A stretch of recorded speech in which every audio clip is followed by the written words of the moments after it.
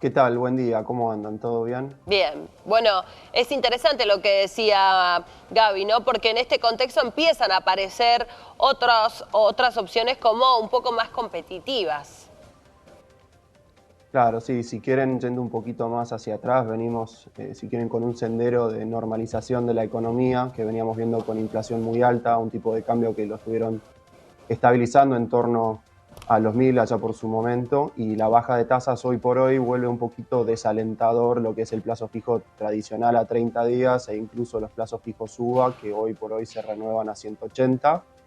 Y esto trae nuevas expectativas o genera mayor apetito por estos fondos temas uno que ustedes bien están mencionando, ¿sí? El money market hoy por ahí con los plazos fijos precancelables, las cauciones y las cuentas remuneradas, pierde ese atractivo por la TNA que termina generando y nos volcamos hacia un fondo que, a pesar de no tener un rescate inmediato y que pase a ser a 24 horas hábiles, tenemos instrumentos que capitalizan con una tasa un poquito mayor, donde podemos encontrar algunas letras ajustables por inflación, ¿sí? Las famosas LECER, o incluso por ahí las LECAPs que se estuvieron licitando en estos últimos días. ¿Hay margen todavía como para que el Banco Central siga en esta política monetaria de reducción tan abrupta de las tasas, de la tasa de referencia y que esto pueda seguir teniendo repercusión en estos instrumentos tradicionales?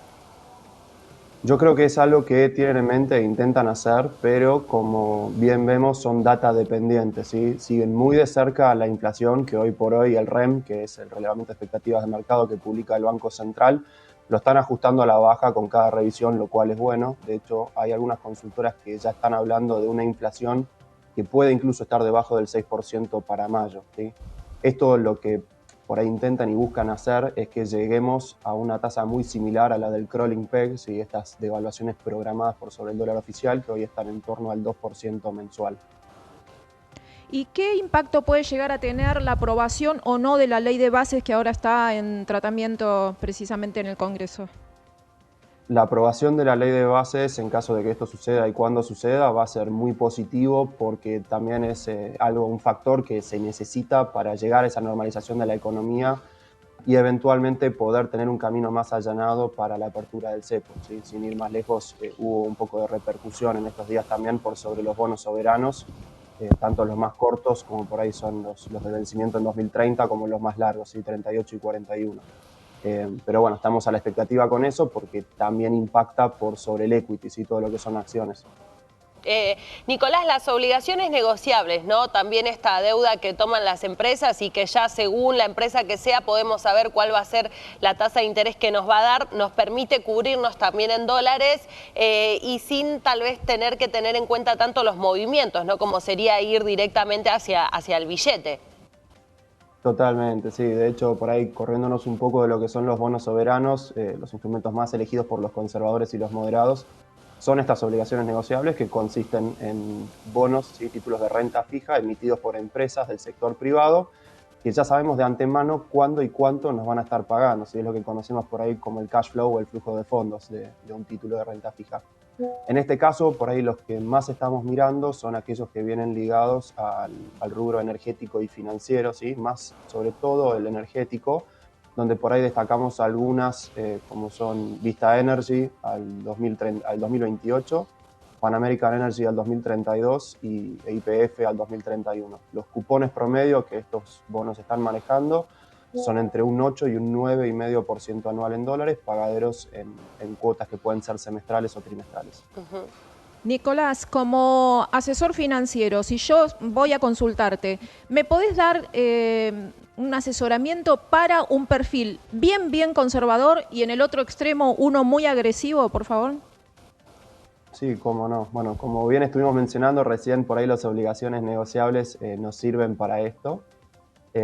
Incluiríamos muchas obligaciones negociables dentro del sector energético para los conservadores, hacer un poco de tasa en pesos si quieren con un fondo T+1 o alguno datado de inflación, como puede ser el fondo que tenemos nosotros en Balance en institucional o el ahorro en pesos. Después, corriéndonos algo hacia más moderado, empezamos a incluir los CDRs que también ajustan por el tipo de cambio. Para los que van más a largo plazo, nos gustan mucho los índices como son los ETF del S&P 500 o por ahí buscar algunas empresas que nos sirvan como satélites para poder acompañar el rendimiento de la cartera. Ahí ya depende más si nos gusta más lo tecnológico, lo industrial o el consumo, que hoy por hoy viene bien en el mercado. Estamos en un año electoral, con lo cual la tendencia suele ser positiva contra otros años electorales. Y después por ahí, para los más agresivos, nos estaríamos situando principalmente sobre los bonos y las acciones argentinas, que a pesar de que estamos viendo correcciones en el mercado en la última semana, si estamos positivos sobre esta aprobación de la ley de bases y de nuevo contra una eventual normalización de la economía, que incluye la apertura del cepo, estas todavía tienen mucho valor por recorrer si lo Claro. comparamos con sus precios contra por ahí máximos históricos que se vieron años atrás donde no hubo cepo. Ujú. Qué interesante lo que decía sobre justamente el cepo, Nicolás. No hay fecha finalmente, ¿no? Se había dicho este segundo semestre del año. El gobierno dice que hasta que no estén dadas las condiciones no lo va a levantar y no sabemos si eso va a ser efectivamente este año. ¿Eso también le trajo ruido a este al mercado? Digo que esta semana en particular también tuvo números en rojo. Sí, sí, pero yo creo que dentro de todo se trata de una corrección sana, por ahí lo que venía priceando el mercado, ¿sí? Es decir, que era lo que estábamos pagando al principio, era ver que pudiesen ajustar bien los números sobre todo lo que es fiscal, ¿sí? Esto de tener superávit fiscal, superávit financiero, andar mirando la balanza comercial también con el tema de los bopreales y las exportaciones, era algo que se premiaba y se pagaba y por eso veíamos las subas que veíamos en el mercado hasta ahora. Pero bueno, por ahí el foco está puesto ahora en otras cosas, como puede ser esto mismo, la aprobación de la ley de bases. El tema de la apertura del cepo va a quedar para un poco más adelante, como bien mencionás, pero hay que ir paso a paso, ¿sí? La realidad es que siempre se están mirando los detalles y el foco se puede ir corriendo más o menos, pero la tendencia sigue siendo positiva, si quieren, desde mediados del año pasado. Bien, bien. Gaby. Bueno, entonces los pequeños inversores tienen opciones. De hecho, no sé si ustedes lo tienen a esto medido en Balance, pero muchas consultoras están informando que en estas últimas semanas, al cierre de la semana esta que finalizamos, hubo un movimiento en estos fondos T+1 de 137.000 millones de pesos de ingresos colocados en este tipo de fondos. ¿Ustedes tienen algún movimiento así medido que esté indicando esta migración entonces por parte de los pequeños ahorristas?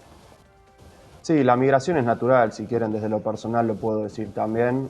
Es un tema de que por ahí tenemos encajes sobre las cuentas remuneradas, ¿sí? Entonces, al también estar bajando la tasa de política monetaria desde el Banco Central, la migración va a pasar de un fondo que me rinda menos a un fondo que me rinda más. Imagínense en una economía que intenta normalizar todo, yo tengo que premiar a mayor plazo a quien está invirtiendo. Si yo doy la tasa más alta en el plazo más corto, hay desincentivo a eso y se me para todo en lo que sería la parte corta de la curva en pesos.